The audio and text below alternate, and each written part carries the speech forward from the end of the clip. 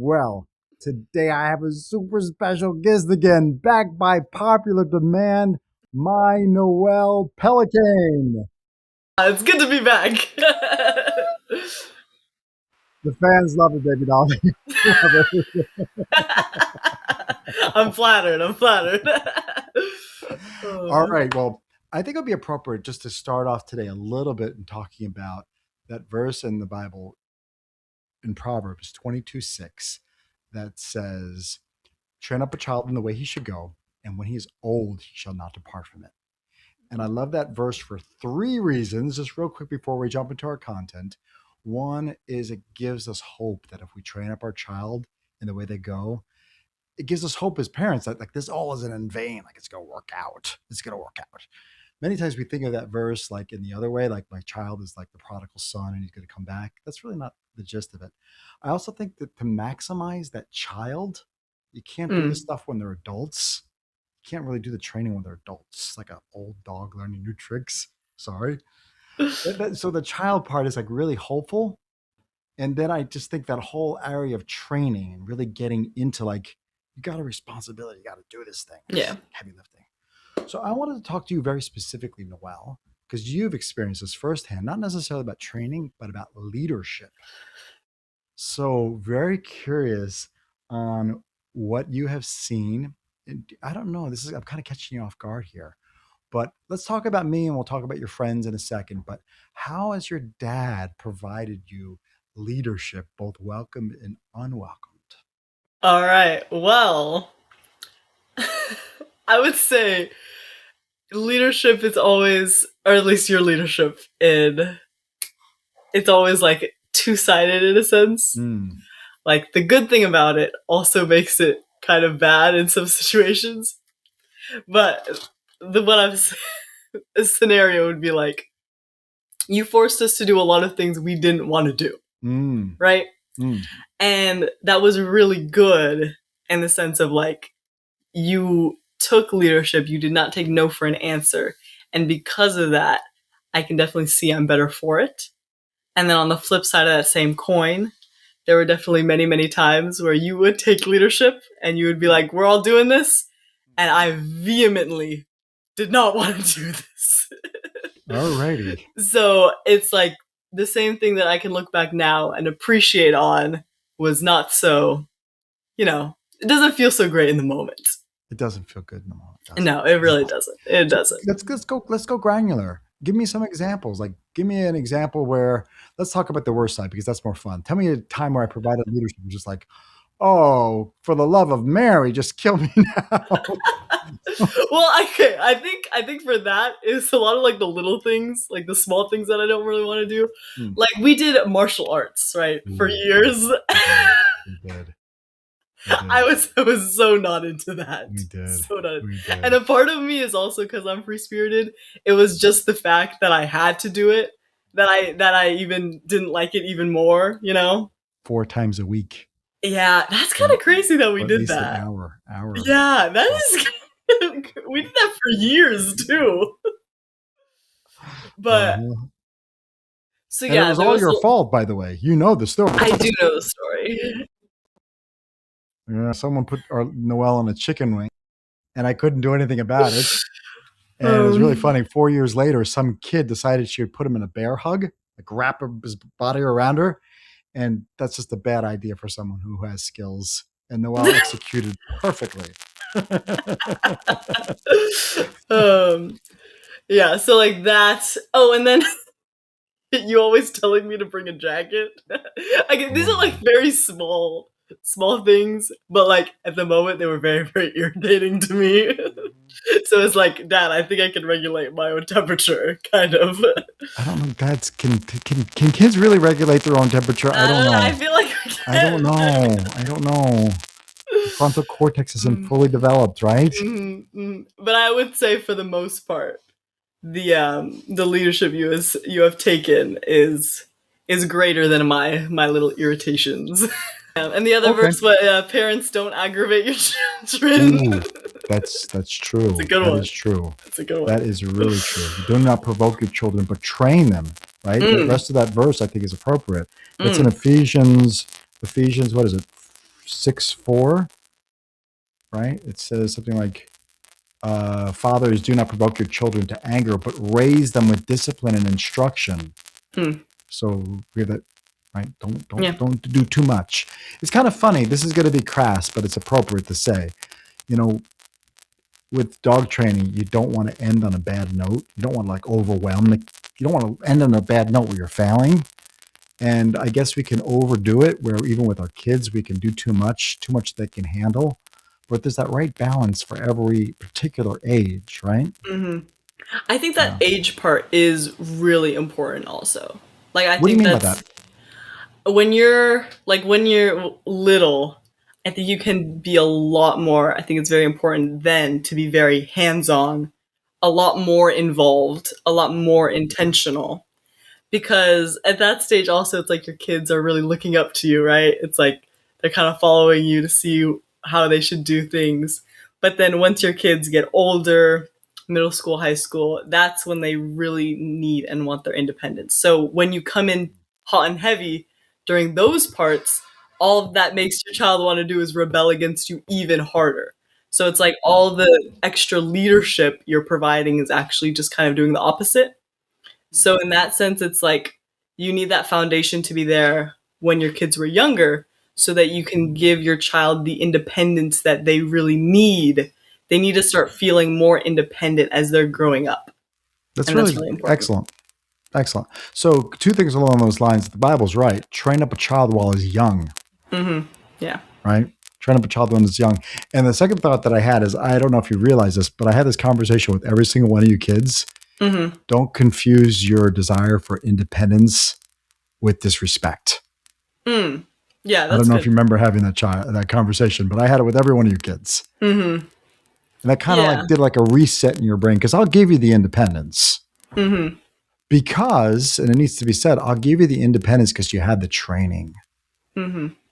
And right? also, I feel like as a parent, you should want your kid to lean towards independence. Because it's like, Mm, you don't want your kid to be with you, to be living with you, when they're 20, mhm. 30s. You want them to be able to live independently and be able to fend for themselves and do all these things. So when you start seeing that maybe in your child in middle school, high school, yeah, maybe by even just the parents realizing like, no, this is actually a good thing. Like at the core, this is a natural desire, you know?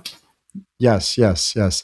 Absolutely. And speaking of independence, I think we have a great illustration because I was really demanding on you as a driver, Oh yeah. Yeah, yeah. right? Mm-hmm. Uh, and Many you just heated tell us conversations. what do we do? What I want to hear from more from your perspective. What was it like having your dad train you how to drive? Well, uh, for those that you don't know, my dad is a New York Italian, yeah. and but he can drive. You're a very good driver. And basically, before we got our actual license, we had to first pass daddy's driving test, before any DMV test. We had to pass that test. And so whenever I was in the car, I was always the one driving. Wherever we were going, to the church, to the grocery store, Like all the wherever, time, or all the like time. If I all the was in the time, car all the time, I was the one all the driving. time. Okay, All the time. All the time. And you would always be in the shotgun. shotgun. Hmm. Yep. And you would tell, you're too close. You're too close. Or all the things. And sometimes I'd be like, yeah, I know. But I Hmm. had to do, I don't even know how many hours I drove before I took the actual driver's test. It was a It lot, and was then in it was a fact, lot. it was a It was lot, a and then lot. in fact, your permit expired. But a little hack here for dads, if you're the way I understand it, and this is not legal advice, but if they're still under their permit, you don't have to pay that insurance premium.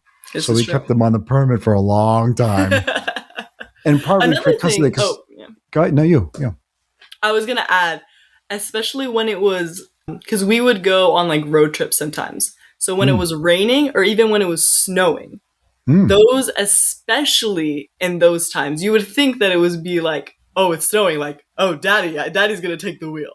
But no, it was like, especially in those times, that was when daddy wanted us to take the wheel. Because, I mean, it makes complete sense, honestly.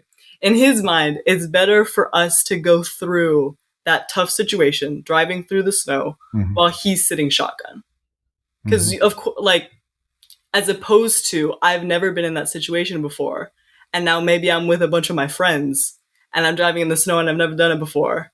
You know, it's like, which scenario? So I think that that's a metaphor that applies to a lot of things. You think that you want to take over the steering wheel for your child Mm-hmm. when things are going really bad, but maybe the best thing that you can do is ride shotgun with them and help guide them through so that when they're on their own, they know how to do it. Mm, mm, mm. Wow, that's a powerful metaphor. I didn't even see that. Okay. Yeah. And just to wrap this story up, I mean, well, I was a demanding teacher, absolutely. But remember what happened the very first week I got my brand new car and you wanted to go to, I think, LA?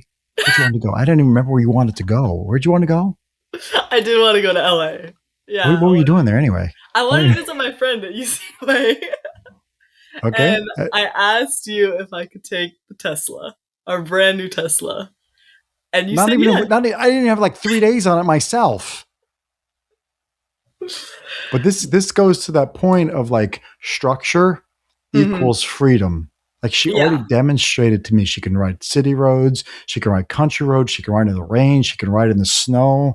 Like one of the things that was really important for me as a dad is that I always taught my kids I'm never raising a child, I'm raising and training an adult. So my point was I was always training you to win. Whatever it was, wherever you were going to go, you're going to be launched and you're going to win. I don't know if you felt that as a kid. Yeah, I probably wouldn't have realized that, yeah, as I was little. But looking back, it's like, you can kind of start to see things now. Mm-hmm. Let's talk about resentment. So I'm sure there's been times where we butted heads. Mm-hmm. Um, there've been few. There have been a few, but that provoking your children is in there, right? Mm-hmm. So, any of those come to your mind? I'm curious. To be honest, the things that I remember very clearly is Yeah. not the specific scenario, but it's how I felt in the moment. So Mm. it's like, I remember very clearly. Yes. Oh my goodness. Yes. I can very clearly remember the feelings of just being so angry. I Mm. do not recall what it was about, Mm. but I definitely That's remember the fair. feeling. How old are you, by the way? Right now I'm 19. And where are you right now? I'm curious. I'm a junior or now I'm a senior in college. Oh, Yeah. junior in college. Yeah. And what are you studying? Mechanical engineering. Excellent. So good. So good. So good. Yes. Yes. Okay. What would you say to the dad whose daughter or son resents them because Mm, they have messed up that sequence? So it's a sequence. yeah. So many times they didn't do the training in the early years. Now they're trying to do the training in the latter years. And it's what would you say to that dad or Yeah. mom? That is really, really tough Hmm. once your kids are older. Mm-hmm. Some things that I know for sure, even from experience with some of my friends and their parents, like Mm. coming in now, once your kids are 19, 20, maybe already Mm-hmm. kind of independent out of the house, Mm-hmm. coming in and trying to be telling them what to do, trying to be kind of more forceful, like step up, but in it's it's counterproductive. I Counterproductive. In the sense of, it's hard because that's what you want to do, and I know that Mm-hmm. it works when your kids are younger. Okay. But now, like, even speaking just for myself, I'll just speak for myself. If you guys Mm. came and started telling me what I could and could not do, all it would do is build that resentment that I had towards you. And unfortunately, if you haven't put in that training when they're young, you're probably feeling it's gonna suck probably for a little bit. But I Words of think if you encouragement. yes, I know, No, but I it is know. but this is that scripture that we talked about. Train a child when is that they're young. This is the Yeah. encouragement to the young parent that there's hope, right? But That there's hope. also to Yeah. that parent with older kids, like, all hope Yes. is not lost. Like, not at Okay. all. And I Yeah, think that if you really, because obviously as parents, like you love your child, you really want the best for them. of course. If you Yeah. maybe start listening to your kid, Mm. just start being there. And Mm. even if you're not telling, like don't try your best not to always tell your kids what to do or give Hmm. unsolicited advice, but Hmm. always be there when they need like a fallback, because it's going to happen. And don't overreact if they tell you something, because that builds distrust, and then in the future they won't want to tell you anything that's happening in their lives if you overreact, kind of. So, and then pray for your kids. That's probably one of the biggest things you could do. But yeah, all hope is not lost. And you do have to realize though that your child is now more independent, and it's like they don't have to listen to you. And by telling them more things of what they can and cannot do will probably be counterproductive. So I have two things to wrap this point up. I think it's really good for that. The presence is such a big deal. Mm-hmm. God, when he leaves us or challenges us to do something big, Yeah. tells us, I will be with you. Tell that to Yeah. Joshua. And be strong and courageous, for I, the Lord, I'm with you. When Mm-hmm. Jesus left, when he said, I'm going to be with you guys. Don't you worry, my Yeah. presence will be with you. Yeah. So that presence really has a calming effect, even Yeah. psychologically, like Yeah. just to be together. Mm-hmm. Like it could be that walk around the block with a cup of coffee. So I'm thinking for that dad who's got that older kid is not Mm-hmm. necessarily because they know what they know. The daughter, the son, they know. They Yeah. know that they're not doing what's right. They know. Mm-hmm. And my hunch is they need just presence and a listening ear and maybe some sounding questions, but it's so difficult. It's so difficult for me, and I've gotten better just to keep my mouth shut, right? Mm-hmm. But for me, it was easy for me because I did all the heavy lifting when my kids were young. Yeah. I do want to say one more thing about this, Please. because I want to stress also that just because maybe your adult children are not following in the way that you would want to see them follow, it Mm-hmm. doesn't mean that your voice is not still incredibly impactful to their lives. Mm, Like mm, I have seen some friends and colleagues who, like, they are not on the best terms with their parents, but you can tell it's like everybody still has that place in their heart. It's like they want their parents to be proud of them. They want to be mm, truly seen by their parents. They want their parents to mm-hmm, trust them. And a lot mm-hmm, of what I've seen in my friends is they feel like their parents don't trust them because they're mm, constantly telling them what to do and micromanaging them. So they feel like, oh, my parent doesn't have like faith in me. And it's not that they don't care what their parents think. It's that they do. And because they feel like that trust isn't there, maybe is why they're like, okay, whatever. Like, I'm just going to go live my life how I want to. So we don't have to mention any names, Yeah. but we all know some of your friends that that the trust isn't there. Yeah. If you had a chance to take that dad out to coffee Mm-hmm. and he said to you, Noelle, Yeah. what should I do with Bianca or whoever we want to make her name into? Mm-hmm. Bella, whatever. Yeah. What would you tell that dad? Yeah. I Oh, would and say, let's assume for argument's sake that this child now is between 15 and 20. Okay. okay. So I would start by saying, be like truly curious about your child's Mm, life. mm, Like, figure out what they're interested in, figure out what mm. makes them That's light up, good. what they're passionate about. And even if it's something you don't like maybe get involved with it, not because you like it, but because your kid likes it. And I feel like even just having that one bridge can be really good. And then try and be just a good listener and without rushing to give advice. Mm, And I think that if you do that, you could even ask, like, at the very end of a conversation where you've done a lot of listening, you've asked a lot of questions, try and truly understand the heart behind hmm your kid. and Mm-hmm. what is it that they're truly like really longing for and craving. And then maybe at the end of a conversation, you can ask like, well, do you want to hear my advice? And maybe they say no. And then you zip it, maybe for a later conversation.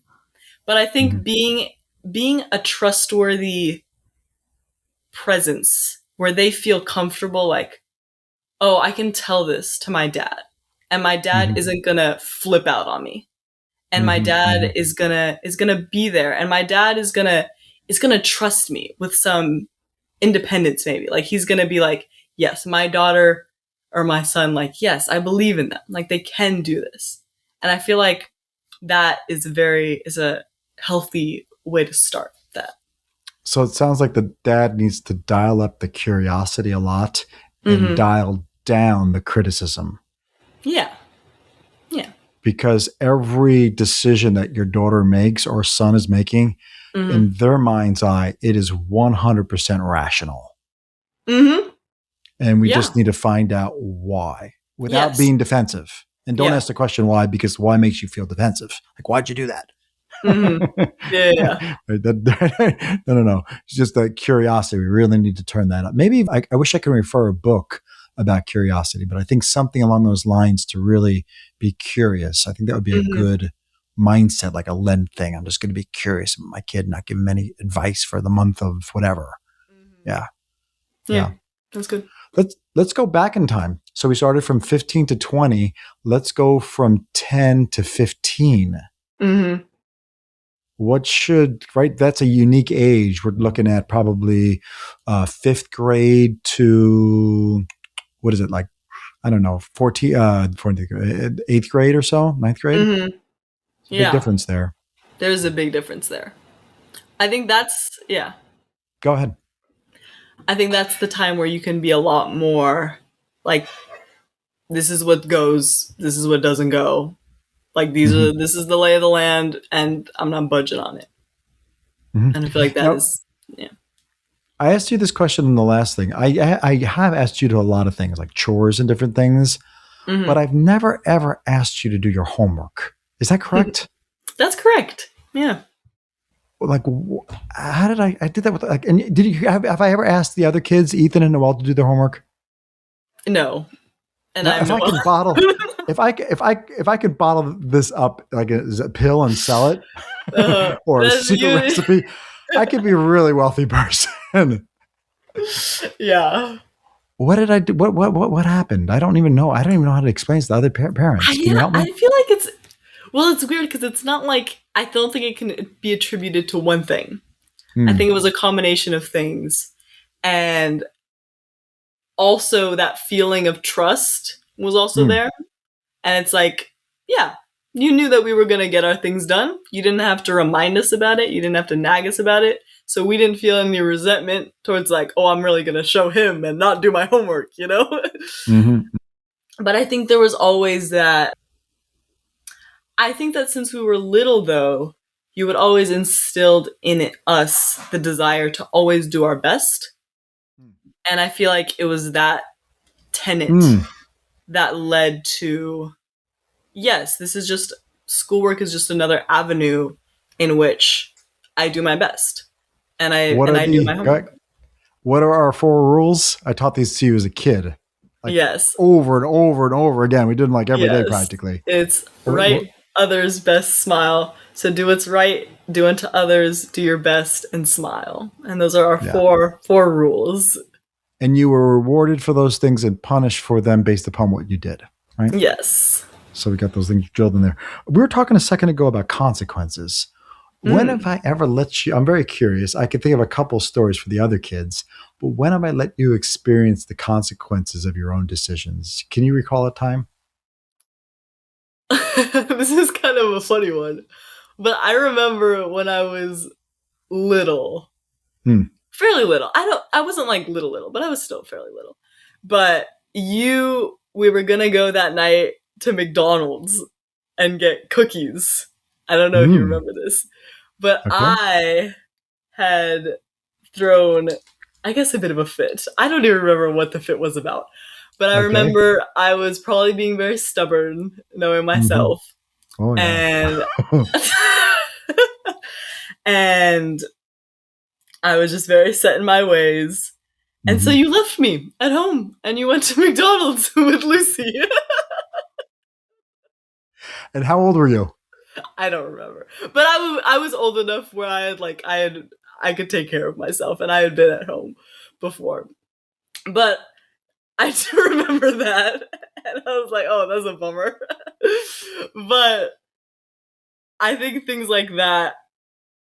Oh, and there were many times where you would fine This is us good. You're not going money. to get me arrested. Here. Yeah. Okay, fine. You're talking about the fines. Tell me about the fines. What is this all Oh about? man. Well, we had a lot of fines for our chores with our dog. So if we Mm, didn't fill up the dog's water, if it mm, reached a certain threshold, like below a certain mm, threshold, that was 20 mm, bucks. ouch. And it would, yeah, yeah. But we would, it would be whoever caught the water line being below that level, like our siblings, I think they could claim the money, which was like, that's a little Machiavellian right there, man. You know, pitting the siblings against each other. But I think at the end, you know, it built a little bit of camaraderie. You know, like you don't tell on Uh, me, I don't tell on you, eh? or we could split the profits. Oh, because with the profits, exactly. No, that's funny, but To me, that was Lucy, liberating as a dad. To me, yeah. it really was liberating because I didn't have to get all emotional. I'd be like, Mm. oh, because I was emotional. When Winston didn't have water, one time he's like pawing his bowl for water. I'm like, what's that noise? I'm like, sweet little doggy didn't have any water. But I do think that actually is smart from a parent's perspective if you make a consequence where it's like you kind of stand to gain. Because then if your child like messes up, it's like you're not gonna get super bad. You're not gonna fly into a tantrum. You'll be like, okay, now you gotta go do this thing for me. Like it's a win for me either way, you know. So I I got think made some. that was actually kind of clever of you. I'm gonna save that for when I'm a parent. I almost quit my job here. This is Yeah, fantastic. The very money just funny. kept on rolling in. It was amazing. uh, So funny. So talking about it seems to me like as train up a child in the way he should go, it seems as that training actually shifted and molded and was different, and it molded and different as you grew and matured. And then yeah, in addition to that, it was also it was different for each one of your siblings as well. yeah, and I think that is very wise in being able to shift perspective when your kid grows up Mm-hmm. because you really can't do the same thing when they're little as to where they're in college. Like that is a recipe for failure. And then Mm. also, I think it's also very beautiful Wait, when wait, I want to back up. What do you mean by that? This is really important. What do you mean by that? you can't treat your child like a 10-year-old when they're 20. You can't, Okay, got it, got it. yeah. And the And same, the other side of the coin. oh, Let me let you. yes, that's good. You You can't don't, treat your your 10-year-old like they're 10, 20. You should right? not be giving your 5-year-old the option if they want a smartphone or not. That is not a decision that a 5-year-old is capable of wisely But answering. I want it. I Yeah, want it. no, your parents know better.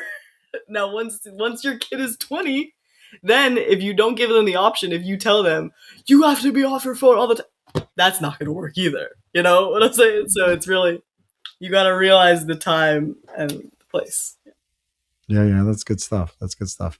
So again, there's hope here. If you do it early on, if you don't, just come along with the listening year as they get older. And that's the challenge for me as a dad right now, is I Mm-hmm. have to shift what worked really, really, really well between ages 0 to 10 Mm-hmm. is not what working well between 15 to 25. I'm in that area where I have to change too. So Yeah. that's challenging for me as a dad because you think of not everything is what if it's not everything's a nail or a square round peg that you could put in Yeah. that kind of thing. Fair enough. I want to talk about cardistry. Oh. What is cardistry? Cardistry is the art of doing flourishes with playing cards. So it's not Yes. magic. It's like if you could skateboard with playing cards. Ooh. So there was this, so Noelle got really into this cardistry thing where she could like Yes, make I these did. cards dance on her fingertips. Yes. And I don't remember how old you were, but I remember you wanted to go to the Cardistry conference. Yes. Yes. That would have been, it was during COVID. So I would have been 2021, 2022, probably. So like So I ninth would have grade, been probably 4 years 10th grade, ago. So I would have been like 15 ish. 15. Yeah. So I think you knew this at the time, but your dad wasn't really excited about you going to this cardistry event. Yeah. I did know Right? that. Yeah. Okay. I was very excited about it. She was in San Diego and they do these things all over the world. Yeah. And so I just remember like, okay, I've trained my child. She knows what's right. She has street smarts about her. So I Mm-hmm. remember going, for me, this was a big moment because it was that one of those transition stages where it's not now 0 to 10. Now it's between 10 to 15 where she can have some freedom Mm-hmm. because she's demonstrated to me like she's earned it. Yeah. Right. And I also thought it would be good for her to go. And I thought it would be good for me to let go. But I Mm-hmm. must say, I will never forget it as long as I live because there was a line going around the building and they were all adults. I didn't see one child there. I saw a lot of adults with a lot of tattoos. And if you have a tattoo, God bless you.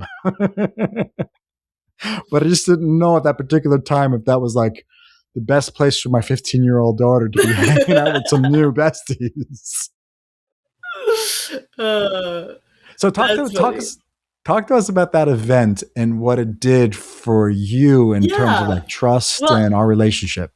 it was really funny because I didn't know that from your perspective. Like for You me, didn't? I really didn't realize that was such like a big pivotal moment for you. Oh, I, I truly your didn't. mom and I were like, we're doing our prayers and stuff. Yeah, but as a kid, I guess I didn't really put that together. But Uh-huh. the I first of all, I absolutely loved being there, and I think it did teach me one of like the best lessons, which is I Mm, can walk into a place alone and find friends, like and make mm, friends. And I found a few people. I found a few people who were my age. There were a few other high school kids there, and a few other girls there, and it was really fun. And for me, it was like I got this experience where I got to walk around. I had my own money in my pocket, you know. that you I earned. Yeah, and I got to be like Ooh. an adult, I guess. I got to walk around, kind of go where I wanted in this little venue. I was able to make friends, and it was a really, really cool experience. And it boosted my confidence. That's a big thing that it did. It really boosted my confidence. And the reason why your mother and I let you do that is because we knew you were ready for it because of the training. We saw Mm-hmm. you interact with strangers at church, wherever the place is. I'm pretty active. I had a thought money. Mm. We did money different. This is the last thing I'm going to end on. But Mm-hmm. we did money differently. How did we do money in our family? Well, for money, we didn't get like an allowance. Mm, That was not a word that was used in our household. And we did not get paid for doing our chores. We got mm. fined for not doing our chores. So a bit of a flip flop there. We did get paid. The takeaway is much stronger. The desire for what is it? The fear of loss is greater than the desire for gain. Use Yes. that, mom and dad. It works like a gem. And ever since I was little though, Hmm. I will always remember it's 10, 50, 40. So you tithe 10%, Mm, you save 50%, and then you have 40% to spend. mm, And that is something that ever since I was little tiny, I always mhm. remember that any money that I would get, like whatever little I got for my birthday, it was always 10, 50, 40. And I think that that principle followed me until now, even really. So it's like you save, you tithe first, and then whatever's Mm-hmm. left over you can spend. And Awesome. then It's awesome. If you can do it with $1, you can do it with $1 million. But if you yeah, don't do it with $1, you're not doing it with $1 million. yeah. So I Right? think the two. Yeah. I'll wrap up that point. I think the whole point of, I mean, this even is not even parenting advice at this point, but the idea of you save your money first and then whatever is left over you spend, as opposed to you spend the money first and then whatever is left you save. I think that Yeah. turnaround is really vital to teach your kids. I'm going to push back here because it says train Okay. up a child in the way he should go. Mm-hmm. This is the way you should go. The Bible says very clearly, oh, no man, nothing but to love him. Yeah. So what you do with funds, money is Yeah. really important. You don't remember this, but I'm going to refresh your memory. At the age of 13, you, with a particular bank, you can actually open up an account. And you got your own account with this particular bank, and you got funds deposited into this account every month, and you were responsible for your own, for clothes, for different Yes. things that you would do. Yeah, so that is true. And then I started working, like helping out with like my mom's podcast. I would edit her podcast, that I would work on her website. Like I would do things, and then that is how I would get paid, or like my allowance. And that did start, thank you for saying that. That did start when I was young. So when I was in high school, it wasn't like my mom and my dad are paying for all of my stuff. It's like, no, my mom and dad have given me a certain amount of money that I now decide how to use to spend. And that also, I think, gives your kids more discernment and being able to think like, oh, I only have this amount. Like, not everything is free. So I need to make some choices in what I'm going to get and what I'm not going to get. And I think having that is very important. Yeah. Yeah, you were starting to exercise those financial muscles at an early age. Yeah. And in fact, one of the things, this is like graduate type stuff, I would encourage every dad to open up their kid a brokerage account where they can start trading equities at a really young age. Yeah. Yeah. You can't give what you don't have. Yeah. Go ahead, please. Also, I remember very vividly the feeling of, this is what I would actually recommend for parents to do. If you open up a bank account for your kids, then take your kids to the bank and let them deposit their own money. Because I remember feeling like such an adult as a little kid, being able to use that ATM machine, and as an adult, it's like, oh, I gotta go use this ATM machine. It's kind of a bummer sometimes. But as a kid, it's like, wow, I get to do these adult things, And it made it like I wanted to save money. Like I wanted to come with my little tiny rolls, my little wads of 5s and 1s, and be able to go and like deposit money into my bank account.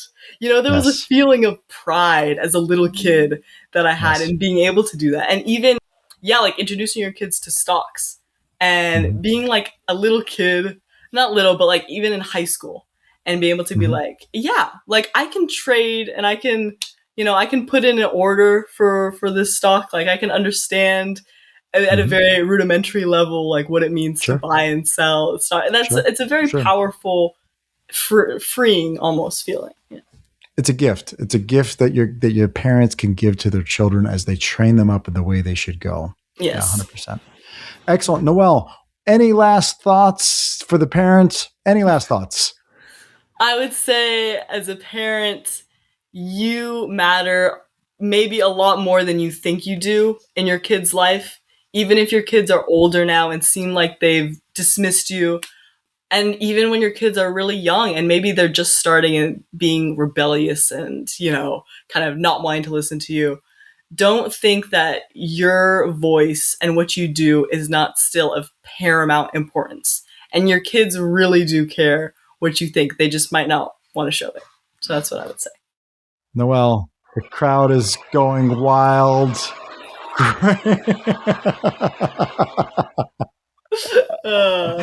Great job. Thank you so much. Love you, baby doll. We'll talk soon. Love you too.